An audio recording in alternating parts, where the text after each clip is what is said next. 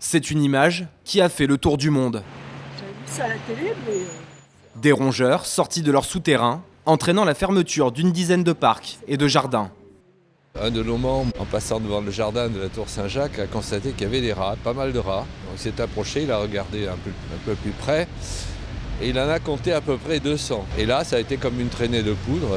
Toute la presse s'en est saisie, y compris la presse internationale d'ailleurs. Une simple affaire de gouttière qui dépasse les frontières.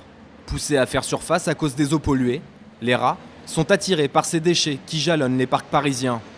De quoi en affoler plus d'un. Dans cette enseigne spécialisée, les signalements se sont multipliés. Rose, bonjour. Oui. Problème de rat, tout à fait, oui. Vous pouvez passer au magasin. Beaucoup plus de personnes qui sont venues au magasin, oui. On va dire un bon 30% en plus, quoi. Puis il y en a aussi qui font du préventif, du coup.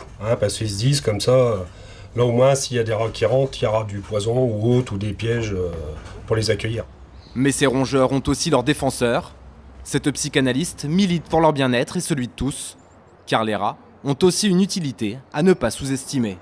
ce que serait un monde sans rats, ce serait un monde où nous aurions nos toilettes bouchées. Ils arrivent rien qu'à Paris en une seconde, chaque seconde, à manger les détritus qui arrivent vers les canalisations.